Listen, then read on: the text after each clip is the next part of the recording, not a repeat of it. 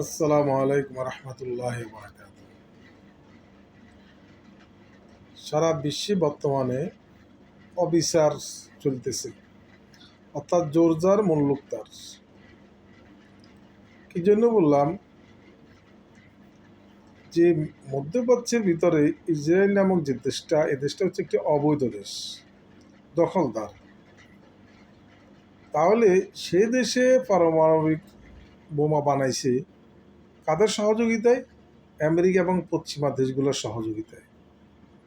এখন আসেন, ছোট্ট একটি দেশ ইসরায়েল এবং একটা অবৈধ দেশ, তাহলে সে যদি পারমাণবিক বোমা বানাইতে পারে, তাহলে ইরান, সৌদি আরব বা আরব দেশের যে কোনো দেশ, সে তার সুরক্ষার জন্য সে পারমাণবিক বোমা যদি বানাইতে চায়, তাহলে সেখানে আমেরিকা এবং পশ্চিমাদের অসুবিধাটা কোথায়?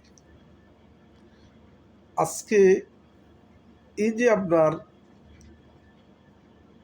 সে যে আমেরিকা এবং ইসরায়েলকে দিয়ে যে মধ্যপ্রাচ্যে মিডল ইস্টের ভিতরে যে একটা অশান্তি সৃষ্টি করে রেখেছে, এটা কিন্তু অত্যন্ত দুঃখজনক যে আপনি একটা দেশের প্রেসিডেন্টকে আপনি হত্যা করবেন, একটা দেশের শীর্ষ কর্মকর্তাদেরকে আপনি হত্যা করে ফেলবেন। এটা তো আল্লাহ পাক রব্বুল আলামিন আপনাকে এ পাওয়ার দেয় নাই। তো এই জন্য যেন কি যে কোনো সময় জুলুমকে সাপোর্ট কেউ করবেন না, জুলুমের পক্ষে কেউ থাকবেন না, তাহলে কিন্তু আপনিও কিন্তু জালেমের অন্তর্ভুক্ত হয়ে যাবেন। আমরা কিন্তু মৃত্যুকে আমরা কেউ কিন্তু স্মরণ করতেছি না, আখেরাতের ভয় আমাদের ভিতরে নেই। মৃত্যুর সাথে সাথে যে এইসবগুলোর হিসাব আমাকে দিতে হবে, কালকে আমাদের ময়দানে যে আমাকে ফাই ফাই করে হিসাব দিতে হবে, এটা মনে হয় আমরা সবাই ভুলে গেছি। কোনো জালেমের পক্ষ নেবেন না, কোনো জুলুমবাজের পক্ষে নেবেন না।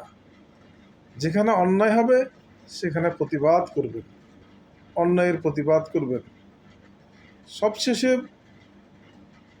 মহান আল্লাহ পাক রব্বুল আলমিনের দরবার দোয়া করব, ইয়া রব্বুল আলমিন 30টা রোজা তুমি রাখার তৌফিক দান করছো।